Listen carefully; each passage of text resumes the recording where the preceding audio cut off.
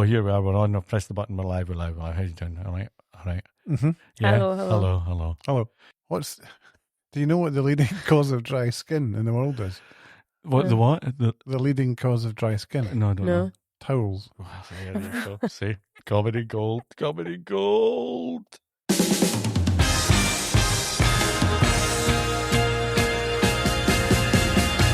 Welcome to the Good Podcast. Good are a brand consultancy based in the United Kingdom. So we are talking about brand and things associating with brand. We work with a whole lot of clients up and down the country, all around the world. And today we're on our continual series of the business trends thing that we did. We analysed the emails coming in and there was questions. And Chris, what was the next question? Next cab off the rank is: our sales prospects don't seem to understand the full potential and value of our offering. I mean, you're paraphrasing. Yes. How can we change this? What do we do about this? I mean, I don't remember questions being quite as explicit as that. But well, no, it was more themes that was kind of coming in. So what's this one all about, Stuart? I think it's kind of echoes the time we're in, where people are trying to sell things and things are hard. And then so what it is trying to sell, how do we sell the product? And it's not working, so actually are we selling? And then actually what that boils down into is product positioning. Yeah, so the question I've got is, how does a brand consultancy end up getting involved in conversations around how things are being sold explicitly? Are we out, or are we at the edge of our circle? No. No. Hell no. Tell us Christ, why. No. Tell us why. I mean, it's all kind of positioning is, well, so this is all based on the work of April Dunford, who I've probably talked about in the podcast before. I think April's brilliant. Hi, April. Positioning is the answer to the question, why pick us over the alternatives? And that's almost a brand question. That's why you do brand, to be distinctive and everything else. And then positioning is the next stage down from that, around product. And when you kind of then have a really strong brand, but then what we're then asked to do is kind of look at how can the brand help sell a product or help a sales team or do a sales presentation or something like that. The question then is, how does that happen? How do we do that? And yeah, so that tends to cascade down from we do some brand work, overall arching thing for the business, saying we do this, high level, we do this, overarching. That might be brand positioning, and then you get into product positioning. Yeah, positioning, brand positioning and messaging, and the kind of the core vision, mission. So you're asked, stuff. Can you take a look at these sales decks? Or sometimes, as we talked about before, it might be, listen, we're launching a new product. We'd like you to kind of help us with how we message market that. Yeah. And quite often, actually, as part of that brand development work, there's been a few instances where we've worked with clients where in that initial phase, and we've looked at messaging around a new product as a first kind of execution of some of that core brand messaging. So they are inextricably linked, but in that they need to come from the same place, but slightly different kind of. But so some people think they do this if they just list a whole lot of things. I mean, one of the things, I don't know if that's what you're about to say, but the whole fight out against kind of feature loading or overloading. Yeah, because and again, it comes from product teams who I think originally do think of product positioning at the very beginning of a process, where they will think about really where does this fit in with the market? How is this different from product A or product B? As you go through that entire process, what ends up is that they lose that focus because it's then down to features. And so normally what you get is a list of features and you go, okay, what are the benefits of this? And you go, well, it's X equals Y. And the challenge with features and benefits is that it doesn't really apply to that B2B sale, which is around value. Yeah, because you've been mocked or characterized by being in these meetings and saying to people, yeah, that very question. So what's the benefit? And saying, so what? So what? So what? Yeah. Trying to what push does that mean? to an end point where they're able to articulate the value in monetary terms. And I think one of the things in a project we're doing recently is usually it's about make money, save money. But the other one I've kind of been leaning into is reputational and minimizing risk. So how does that, because that all ties in. So we've been working with something that's involved in insurance. So you kind of go, how does that make you money or save you money? Technically it's saving money, but actually it's minimizing risk on uncertain. Generally 9 times out of 10 it's make money, save money, but there's that kind of element of risk and reputation. Is that something you in these workshops that you go at? You say, look, how's it making money or saving money? Well, you've got to list out all. There's quite a process. It's not our process. It's April Dunfer's process, but it's fantastic, and it's basically kind of going, what is the competition? And the competition is never the direct competitors that sales teams talk about generally. It's usually, what's hilarious, it's 9 times out of 10 Excel. It's weird, all the things that Excel gets used for. Yeah, it's the status quo, right? And it's like, well, that's what it's what they're already using. So the customer isn't looking at the competitor brands or products. They're not looking at the market the same way. This is fine because it doesn't. They might be. I think that's the thing. They might be looking at the market and doing their own research on one brand or one product solution versus another. And the job of good positioning there is to make sure that you're differentiating in a way that customer understands why your product is better than product X, Y, or Z. But ultimately, it's coming from it's up against. And that's tied back to the risk thing, I guess, then, isn't it? These, particularly when you're talking about in the B2B tech space where there's, relatively big investments, that what's the risk of doing nothing? It's that old, back to that old. Which is it, and also, most companies, when they're doing a big B2B tech spend, are doing the one thing that they don't want to do in any organization, which is change. So if you're then doing change, but this thing, it's trying to work out how little that change is going to be, how more, because if it's just too much of a pain, and as we know, B2B tech, I think it's taking 54 days more to complete a sale, which is already a long process because budgets are tighter. Decision making more and more concerned that everything's a bit more fragile. So that's why we get kind of, to the answer to the question, we've got the opportunities, but we're not closing. And is this why we don't know what it is? And is it more ads? Is it more this and it's more that? So sometimes we get brought into it, and then it's basically you'll get features and benefits, and so it's about sharpening that, right? Because a reasonable question could be, well, doesn't a consumer, when they see features, particularly if they're worded quite well and they're strong, can they not make that leap themselves?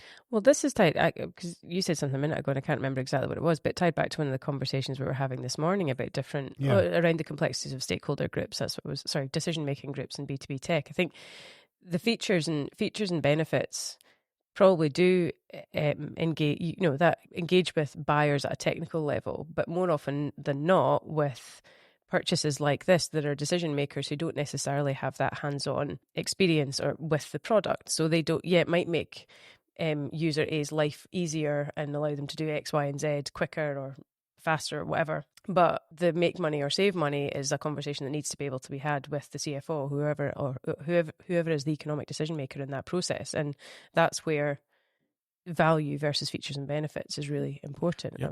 And also to your point, Chris, are you really wanting to trust the customer to imply knowledge and to join the dots? It's like you can't, if you're making them do as least work as possible by explaining. Yeah, that's a good explanation, I guess. So what you're doing is really sharpening that benefit for the consumer. Yeah, and there's a landscape because you'll be going to we did some work and it was like we were up against 5 or 6 other people, and you're going, well, first of all, do we want to? And secondly, how do we stand out against 5 or 6? And you've got to map it out, because the customer is judging you on a landscape and going, well, they're up on a hill, they're not going to touch us, they're down, and they'll do it cheap and dirty, they'll be doing this, they're using this tech, so you have to really position yourself well and position that, not just the one I always kind of use when we're talking to clients is like, this has got an 8-inch screen, and you're going, well, so what, but it's got an 8-inch screen. Well, you've got to push the so what to the point, how do you get from that to a defined dollar benefit? You don't need to do a defined dollar benefit, but you have to be pretty clear that this will save you money or make you money by doing something. You're not then going to say, well, how much? Can you give an example? I can give you an example of one that, it's not B2B tech actually, but it was a small client. It's a recent conversation I had with a client they're building a roofing company, new company, putting together a new website, new brand, and they were talking about sort of some of the differentiator and stuff. So I'll fast track to how we got to the product stuff, but they were talking about, we're experts in the field, dig into a bit of combination. They've got 50 years expertise, combined experience across roofing, building and construction. And the point is that there's clearly a value in that. There's lots of, long-standing reputation, all that kind of stuff. But we had to push them really hard to get to a point where it's like, well, why would a customer care beyond just, rather than just parroting out, it does this or it does that, or we've got this or we've got that. And, and it doesn't need to be particularly complex, but it is things like, their expertise means that they can foresee issues on a job before they become costly problems, ultimately saving client money. The fact that there's that combination of expertise across these sectors means that there's a breadth of knowledge that takes account of wider considerations on a job, therefore understanding how one decision will impact on another, again, ultimately resulting in efficiencies and cost efficiencies and a monetary benefit at the end of it. So it's layers that you're kind of trying to unpick, and it's not the best example. No, but it's that kind of how do you break down that big statement into things that ultimately that you can see a sharper benefit for the customer. Yeah. What's interesting when you're doing the workshop is the people who really struggle with it are sales, because the sales have always got 30 minutes to go in and do their thing. And they're rehearsed. So what it becomes is the 60 years and we've got this and we've got that, and that's hoping. Now, that is certainly building up a level of trust. But if you can take that one step further to say the so what, so the 60 years means we've seen everything, and we're probably going to save you 10 grand before you even start the job. Yeah. You go, oh, okay. Yeah. And so, and when you talk to the sales team and you kind of push them on the third so what, about like the end screen or the 60 years, you see them getting uncomfortable because they're not used to that job. But by pushing through that, sales teams really then, it gives them something meaningful to talk about, because somebody's going to come through the door and say, well, we've got 50 years. Somebody's going to come through and go 70 years. And you're going to go, but again, so what? So you've kind of got to really lay that on a plate, because to your point earlier on, Chris, the inference of 60 years is that we've seen it all. But why keep that for somebody? Why make the customer do the job? It's a great example. And I think when you explain it like that, I think it's become such a kind of convention that these phrases and those styles of presenting the benefits are so ingrained in thinking and marketing thinking, I guess, that it feels uncomfortable to try and push beyond it. Yeah. But when you explain it and you do have someone hold your hand through that process, you can make some quite important breakthroughs that allow you to then articulate things in a slightly different way, which maybe communicate and hardwire that benefit into the customer's mind quicker. And I guess at that point, it's about the creative around that and the messaging that comes with it. The message, what it does even for sales teams is normally what happens, we're talking about this earlier on, that especially around software companies, they'll go in, and we've seen this, is that the first thing they'll do is kind of go, hi, we are X. We do this kind of software. Let me show you the software, and then you've got somebody clicking. Let me show you it. What we've, and you kind of go, oh right, okay, this looks confusing. We had this when we were looking at our to a degree with the account software years ago. If you actually kind of sit there and go, right, I'm going to tell you 4 things about this, how this is going to work. What does an ideal world look like? It looks like it's, and guess what? It's our product, and it does this, this, and this. There's a lean in moment. Okay, show me how that's going to save me 10,000. Rather than jumping straight in the software, and it's a new UI, and you expect somebody to get it, and and it's not working. If you kind of just go, let me set the scene for you here, and let me show you how this makes you money or saves you money, it just differentiates you again and gives. You're showing value in an understanding. And would you say that this thing is particularly bad in B2B tech? Are these businesses bad at? Because of that thing, like, look at the shiny thing, look at what it does, look at the UI, look at the design. I think they're very well. I'm sure I'll have a view on this. And if you remember back to the podcast that we recorded with Ryan Schultz, who's ex-Stratasys and Honeywell client. Ryan. We know he's living his best life in Florida these days. But this is one of the things that he talked about, coming from a kind of an engineering, a very product-led B2B background, that teams are so proud of the tech that's what they want, and they have a very in-depth, and they have and not as a criticism, but they're very good at they've got a very in-depth understanding of it. They're very good at explaining it at features and benefit level, but tracking it back to the customer problem it's solving and the value it's delivering it's a mindset. It's not necessarily something that they're very experienced at doing. So it kind of the default is always but look at the tech's amazing. Yeah. Look at the tech. Look at the product. It's amazing, isn't it? And and obviously I get the Apple award for mentioning Apple first. But I mean, when people say, when you reference Apple and kind of go, well, as the gold or the platinum, the strontium standard of marketing, people, you know, you go be more like Apple. Apple do this. Apple just don't talk about. They're very proud of their tech. They're very proud of the new M4 chip. But what they do is then they relate it into something that has a tangible value to you, and sometimes that's an emotional value, especially around photography. They'll kind of go, you know, that this memories, chip, this chip will make it quicker to get that perfect moment. And you go, okay, I don't want to lose that. That's a value. It's not rather than saying it'll frame the subject in a such and such millisecond and process the such. So I mean, that's the thing where you can copy Apple and you can actually be fighting Apple the way Apple do it, because they do that all the time on every piece of tech. It's not just going, it's an M4 chip that's 20% faster. They certainly do that, but then they relate it to why that will save. But if you, because the other thing, sorry, I'm just thinking of another example. If we work with a software company, we produce workflow software. And I remember we talked to the marketing director there, and he was saying and again, not a criticism of the sales team, but the sales team default to the demo and the very in-depth detailed demos about how the software works and how the workflow and how it can. But they're presenting and often to a broad cross-section of leadership within the business. So there might be project managers there or technical people, but there might also be CFOs and CEOs. And if you think about people, like the language that Stuart talked about a minute ago with the kind of value-based stuff, they know, because, you know, they know that for a company that is putting 50 product images live on their site over the course of a week, that the time to site can be reduced by X amount, which translates to a value of X based on that high value margin product. That's a much more engaging, compelling sales message. But what often happens is that you dive straight into the demo. So it's just bringing it back up. So that links to the question I was going to, because that's interesting. So the point you made, Stuart, is that when you take, you know, the people that struggle with this as sales guys, and I know you've done this a number of times with those.